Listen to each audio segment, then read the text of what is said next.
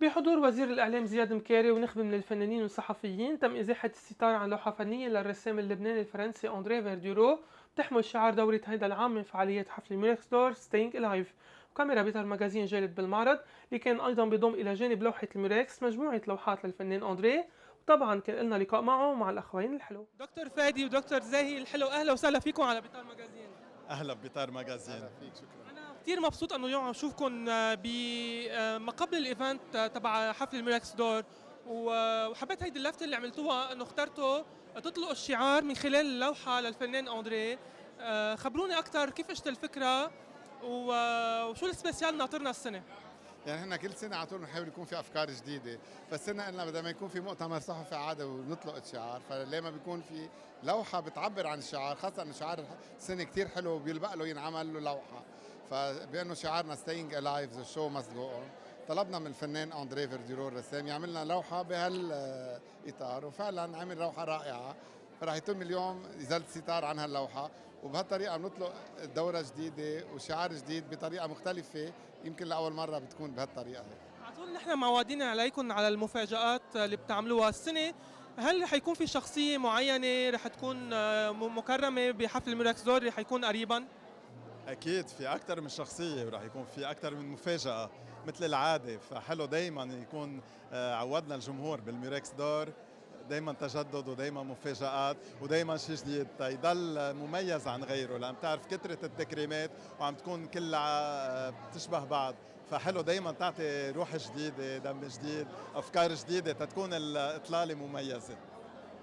أنا بدي أقول لكم شغلة، كتير حبيت اللفتة اللي عملتوها لما رحتوا عملتوا ميركس دور بدبي. هل هالسنة رح يكون في ميركس دور بدبي كمان؟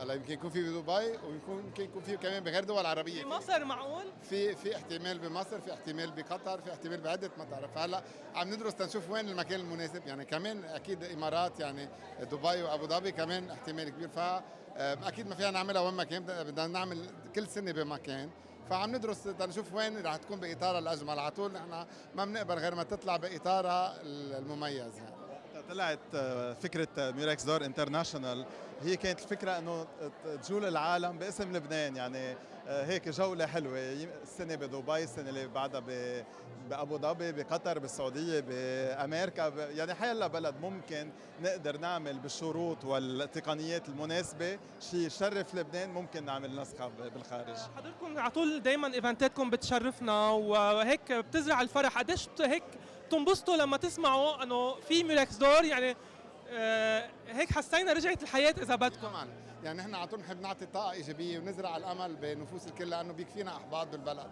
يعني اذا بنطلع على الاخبار وبنشوف شو عم بيصير بالبلد يمكن كلنا بنيأس، فلازم يكون في شيء بالمقابل عم يعطي صوره ايجابيه. وعم لاحظ قد المغتربين برات لبنان قد عم ينبسطوا وقت بيحضروا، كلهم بيقولوا لي عم بيتابعوا البيركس بشغف، لانه مبسوطين انه هيدا عم يعطيهم صوره لبنان اللي هن بدهم اياه، مش صوره سوء الحظ السياسيين عم يفرجوها على لبنان. انا بدي شد على ايدكم وبدي اتمنى لكم كل التوفيق بحفل السنة اللي حيصير. ممكن نعرف اي متى الموعد او بعد ما حددته؟ هلا حددنا الموعد، رح يكون ب 17 ايلول بصاله السفراء بكازينو لبنان. بدي لكم كود لك وبدي منكم كلمة أخيرة لكل متابعين بيتار ماجازين. نتأمل أنه ضل بيتار ماجازين صورة حلوة عن النشاطات الفنية والثقافية اللي بتصير بلبنان والعالم العربي، وتكون هيك صلة وصل بين الجمهور وبين الأعمال الحلوة. دكتور بدي أقول لك ميرسي كتير وموفقين يا رب. شكرا لكم وشكرا لبيطار ماجازين، تحية لكل الجمهور. موفقين يا رب.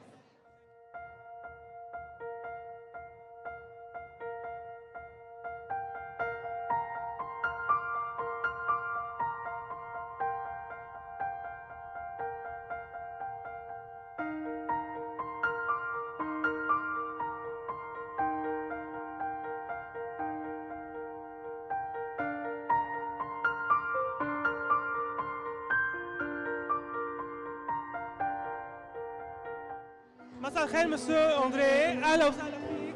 انا مبسوط انه اليوم عم لاقيك هون بالمعرض. قديش حلو اليوم عم تفتتح شعار الميركس دور من خلال لوحتك. ايه مزبوط، هذا فخر كتير كبير لإلنا انا وفادي سامراني صاحب الجاليري، وكانت تشالنج كتير كبير. الفترة الزمنية كانت كتير قصيرة بس قبلنا التحدي، لأنه هيدا شيء بيصيبنا بالقلب بالصميم. شغله كثير مهمه. الفكره طلعت مع دكتور زاهي ودكتور فادي حلو، وقبلنا التحدي وكنا على الموعد. مسيو اندري، اول ما قالوا لك انه اول ما اعطوك الشعار قالوا لك بدك تنفذ لوحه عنه، شو اجى اول شيء ببالك، اول فكره هيك؟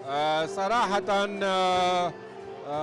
ما اجى كثير افكار على راسي، عملنا شويه برين ستورمينج كلنا سوا. حطوا افكار كثير حلوه الشباب. قلت لهم انا رح اخذ هاي الافكار وفكر فيها على رواق، لانه الفن هو منا طبخه سريعه بدها وقتها. ومن بعد ما فكرت لقيت انه بالفعل موضوع منه كثير صعب، لانه لبنان بيحمل كل العناصر يلي بتخلينا نحقق هيك لوحه حلوه.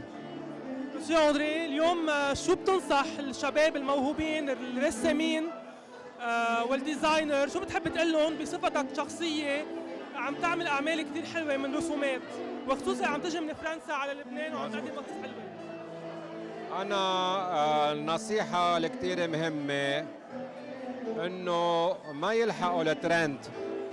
الترند هو صار ماضي. بلش بفترة أخذ سكسس لأنه كان شيء جديد، بس اليوم ما عاد شيء جديد، صار ترند.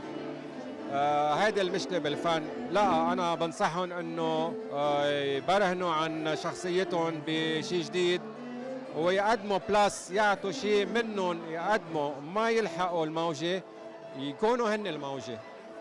أنا بتمنى لك التوفيق. بدي أطلب منك تقول كلمة لكل حدا بحب يدعم السياحة بلبنان.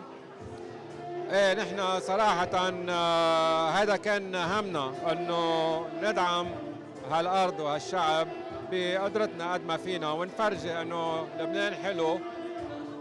تعالوا تفرجوا شو ما صار وشو ما بده يصير، نحن ارادتنا الحياة والاستمرار. خبرني، في لوحات تانية موجودة لك هون مزبوط؟ كل اللوحات إلي. خبرني شوي عنهم هيك بريف صغير عن التيم. بريفلي أنا بانتر سبليمينال، معناتها اللوحة بتحمل ألغاز. هيدا التيم الأساسي عندي. وكمان برسم، عندي قدرة انه انتقل من ستايل لستايل. عندي الابستري، عندي الفيجوراتيف مع ابستري، بعمل لاندسكيبينج، بعمل مارين، وبكل القياسات هيك حتى كل العالم تلاقي طلبها وذوقها. بعد عندي سؤال اخير لك، بصفتك كرسام وفنان، هل متخوف شيء من الذكاء الاصطناعي ياخذ حقيقة محل الانسان؟ ابدا ابدا، هذا في تضخم كثير له. الذكاء الصناعي نحن عملناه وبعد بده كثير، في تضخم كثير له. الابتكار يلي بيعمله الانسان هو من عند ربنا. ميرسي كثير لك وموفق يا رب. ميرسي لكم.